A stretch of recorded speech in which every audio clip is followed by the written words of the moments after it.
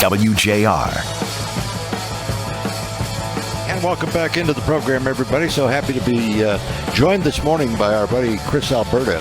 And you're going to love this next gentleman who's coming up on the show, Chris, because I'll tell you what, the first question to him is going to be, did you find a Titleist 76 over there in your backyard? He's a fellow member at Indianwood. Uh-oh. And he lives on the golf course. His home is on the golf course, on the new course.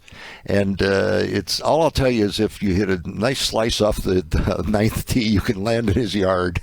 So that's our buddy from NECA, the National Electric Contractors Association, and he'll be joining us in just a moment. Tom Middlebrun, our good buddy there, but avid golfer and even more active as a member of NECA and helping out the electrical workers. Kind of work their way through all of the hoops they've got to do to get their approvals and learn their trade and get out and work in the marketplace. It's a wonderful combination of efforts by management and unions working together. They really do. You hear that about the two in the Must commercials here on WJR, but it's really true. Managements and unions serving together. That's what they do, and it's really, if you've ever, I don't know if you've ever had the chance to go down to the training center for the electricians where they can learn the trade. This is what's so amazing to me, Chris, and what always drives me nuts about, well, can't find a job, there are no jobs available. Yes, they are, but you've got to apply yourself. You've got to be willing to put some effort into it to get that job. That, you become an electrician, you're going to have a very good paying job for a long time, Well, man, isn't that the truth? And how many younger people I've talked to and had to remind them that there is jobs in the trades that are fun. Yeah, good grief. I mean, the world is always, you can fix something for you. Exactly right. And, to be basically paid to learn is, I don't know many businesses that do that, but they're able to do it and pull it off. And they've got a great relationship with the management teams at the electrical contractors. And that's great to see that kind of cooperation between management and unions, because it sure is. Yeah, it sure beats the stories about how they're at war and threatening to strike and all of that. And at any rate, we're very proud of both the union side and the management side at those organizations, I guess you'd call them, the union, the Electrical Contractors Association, and the management as is outlined by the membership in NECA. And I'm just so happy to know these people and to be able to hang with them. And I'm happy that Tom gives back my golf balls too, Chris, when I hit them over in his yard. Sure. I need that too. Well, I tell Tom I will happily hit one in his yard as soon as I get an invitation. There you go. Next month, okay? Yeah, absolutely, sure. Yeah, we're just a little chilly now, and we'll see. It's 57. Well, and right they're doing something really spectacular on behalf of folks that are hungry too. And this whole movement, and I hear it come up with Paul W. too, is really from the heart, and it's noble and it's necessary, especially when people are struggling. Yeah, exactly. And, that mission is called Hunger Free in the D. And we're going to be celebrating that on WJR next Monday. We were going to be at Palazzo de Bacci, all of us broadcasting from there on WJR and celebrating Hunger Free in the D and raising funds so that we can feed the neediest among us through Gleaners and other programs. And getting involved in that, naturally, it should come as no surprise because they're so dedicated to the community to the National Electrical Contractors Association. Tom Middlebrun on the other end of our line, Executive Director of SAME here in our area. And so good, my friend, to have you back. Chris Alberta wants to hit a ball into your yard. I just want to find all of them that are over there.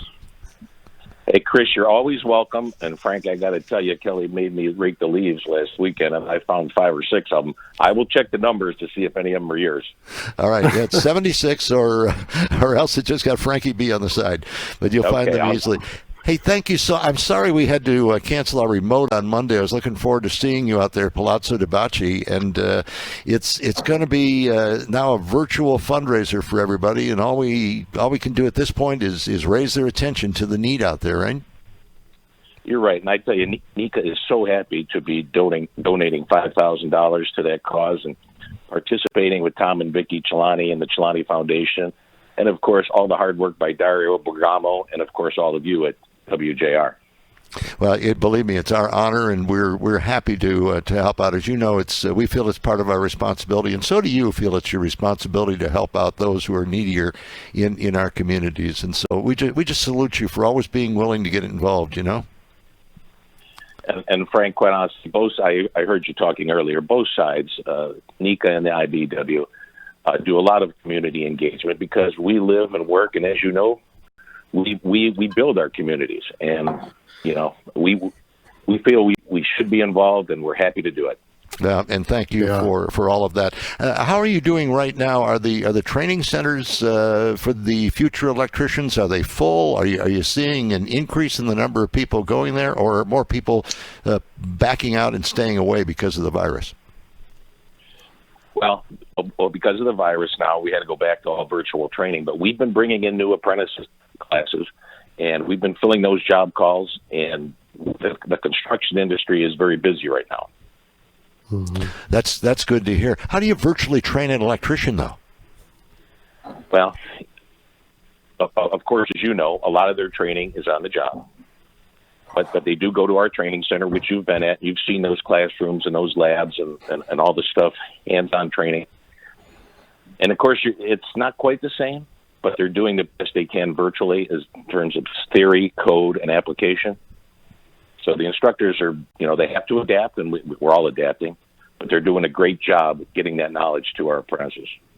Yeah, it's good to hear, and I just, whenever I hear these stories about unemployment in the state, I just think of your training center and that of other unions that work with management together, and like you do with the IBEW, and I don't understand why everybody can't do that, and we could really get by some problems if we had more cooperation like that. So I salute you once again on what you're doing. Well, thank you, Frank, and we're very proud of that training center because it's all privately funded. There's no taxpayer dollars. We do it ourselves between Nika and IBEW. And I wish I had the proper number right now because we've been turning out electricians in the journeyman and, of course, bringing in new classes. But I think we're just over 600 apprentices right now in that school. Wow, that's terrific. That's amazing, hey, Tom, Chris. Tom, yeah, it's fantastic. And Tom, do you wonder sometimes if there's a disconnect with younger people, college age people who might not understand just how good of a living, at least monetarily, they could make relative to staying in college?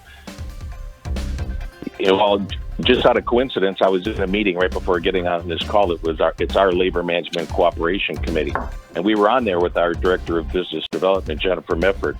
She's been doing a really tremendous job educating the younger people, getting involved at high schools, counselors at community colleges, letting these people know what we do and how we do it, and we get very good response when we're taking applications for our apprenticeship. Yeah, she does a marvelous job on behalf of the Electricians Union, Nika, and the IBEW, and the management side at Nika. And I salute you on continuing to pursue the training of a new class of electricians alongside. Because hey, look.